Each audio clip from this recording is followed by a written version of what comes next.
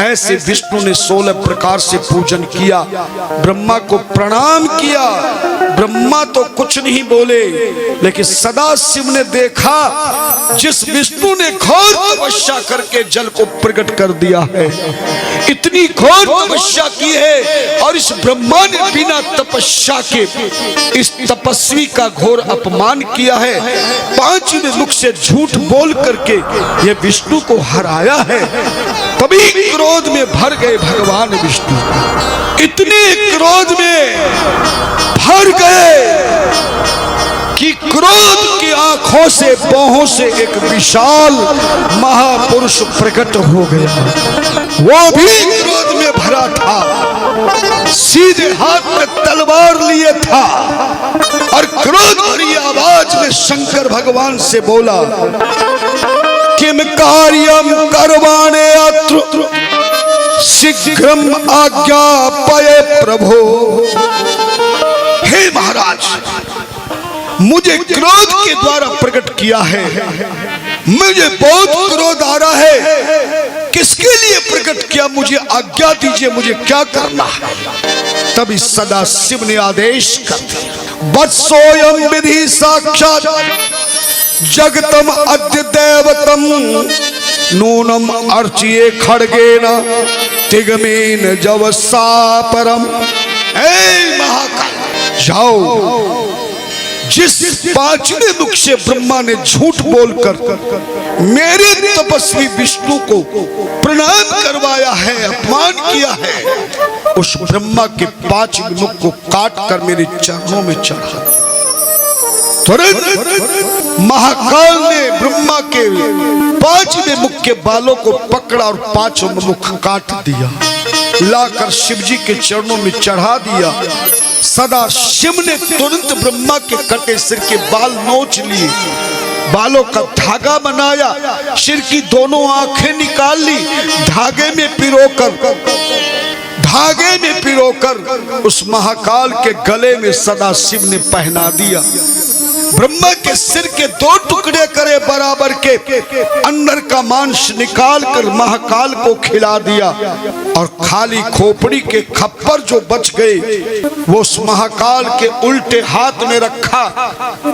बाएं हाथ में कहा, ये खप्पर हमेशा तुम्हारे पास रहेगा, क्योंकि तुमने ब्रह्म हत्या की है, आज से तुम्हारे जीवन में ब्रह्म हत्या लग गई है। ये ब्रह्म हत्या तभी दूर होगी जब त्रिलोकी की रचना करने के बाद ब्रह्मा, ऐ महाकाल, तू ब्रह्मा के द्वारा त्रिलोकी रचने होने के बाद इसी खप्पर में पूरे त्रिलोकी का चक्कर लगाकर इस खप्पर में तू भिक्षावृत्ति करके अपना नियम निभाएगा, तब जाकर के तेरी ब्रह्म हत्या से मुक्ति प्राप्त होगी, मेरी शक्ति और भक्ति प्राप्त हो। जैसे ही ब्रह्मा का सर कटा, भगवान शिव ने श्राप दे दिया ब्रह्मा को, ऐ मूर्ख, तूने ना मेरी आज्ञा का पालन किया और एक तपस्वी का तूने घोर अपमान करके अपने आप को बड़ा बनाया है। जा, मैं तुझे श्राप देता हूं, तेरे द्वारा त्रिलोकी बनेगी, देवलोक बनेगा, स्वर्ग लोक बनेगा, देवता प्रकट होंगे, ऋषि मुनि तपस्वी प्रकट होंगे, पैदा होंगे, मनुष्य पैदा मृत्यु लोक में बनेंगे, राक्षस बनेंगे।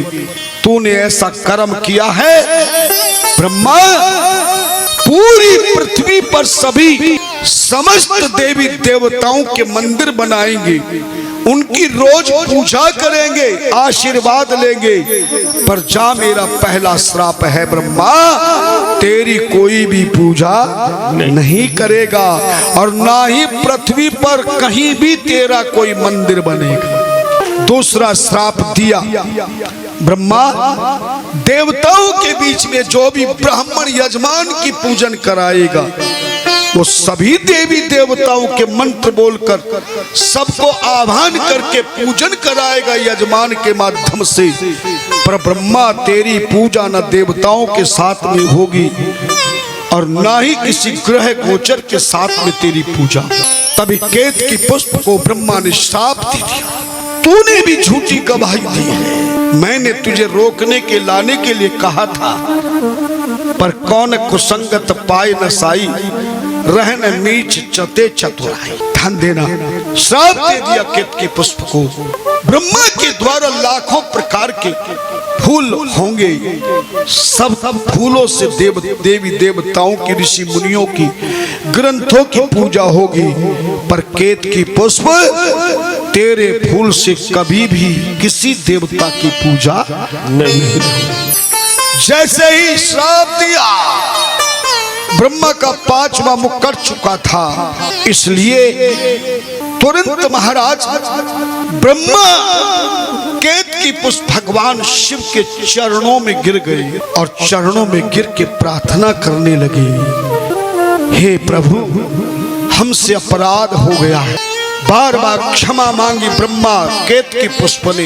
भगवान विष्णु ने भी कहा, प्रभु क्षमा कर दीजिए। तभी केतकी पुष्प ब्रह्मा को शिव ने कहा, सदा शिव ने कहा, मैंने जो श्राप दिया तुम दोनों को लगेगा। तेरा मंदिर नहीं होगा, पूजन नहीं होगा, कोई देवता तुझे साथ नहीं रखे, तेरे फूल से किसी देवता की पूजा नहीं होगी। परंतु तुमने प्रायश्चित कर लिया है, अपने अपराध की क्षमा मांग रहे हो। जाओ ब्रह्मा, एक पूजा तो नहीं हो, देवताओं के साथ में तेरी पूजा पाठ नहीं होगी, मगर जा, मैं तुझे वरदान मंदिर होगा, पर जा, मैं तुझे पहला वरदान देता हूं, जब त्रिलोकी की तू पूरी रचना कर ले, ये जो केतकी पुष्प जिसने तेरी झूठी गवाही दी है, जिसने झूठ कहने के लिए तुझे समझाया है, इस फूल को अपने हाथों से उठाकर तेरे ब्रह्मलोक से मृत्युलोक की पृथ्वी पर इस पुष्प को छोड़ देना।